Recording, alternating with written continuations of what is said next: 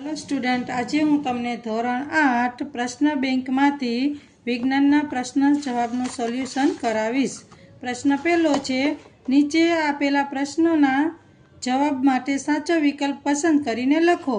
में पहलू छे प्रकरण 1 मांथी नीचे पैकी क्यू विधान साचू नथी। तो ए ચોમાસામાં રોપવામાં આવતા પાકને ખરીફ પાક કહે છે।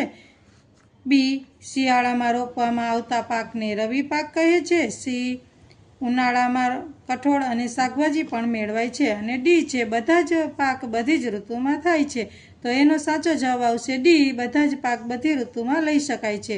બીજું છે ભૂમિ અથવા તો જમીનની તૈયારી એક પાક ઉત્પાદનનો કયો તબક્કો છે? એ પ્રથમ, બી દ્વિતીય, સી તૃતીય અને ડી છેલ્લું। તો એનો સાચો આન્સર આવશે એ પ્રથમ।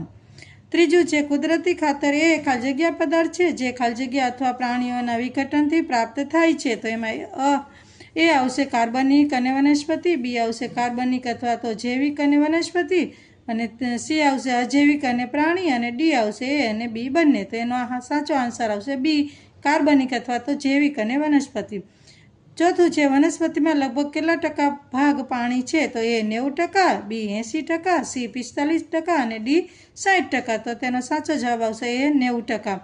પાંચમું છે નીંદણ ખાલી જગ્યા અને ખાલી જગ્યા માટે ઝેરી પણ હોઈ શકે છે। એ મનુષ્ય અને પ્રાણી, બી આવે છે જમીન અને પદાર્થ, સી આવે છે પાક અને જમીન અને ડી આવે છે બી અને સી બંને। તો એનો આન્સર આવશે એ મનુષ્ય અને પ્રાણી। આપણા દેશમાં ખાલી જગ્યાની મદદથી હાથ વડે લણણી કરવામાં આવે છે। એ હળ, બી દાંતરડા, સી કુહાડી અને ડી પાવડા। તો સાચો જવાબ આવશે બી દાંતરડા। સાતમું છે પાકની લણણી માટે વપરાતું સાધન ખાલી જગ્યા છે। તો એ હળ, બી વાવણીઓ, સી સમાર અને ડી હાર્વેસ્ટ। તો એનો સાચો જવાબ આવશે હાર્વેસ્ટ। આઠમું છે કયો રોગ પ્રજીવથી થતો રોગ છે? તો એ ક્ષય, બી ઝાડા, સી શરદી અને ડી ઉધરસ। તો એનો સાચો જવાબ આવશે બી ઝાડા।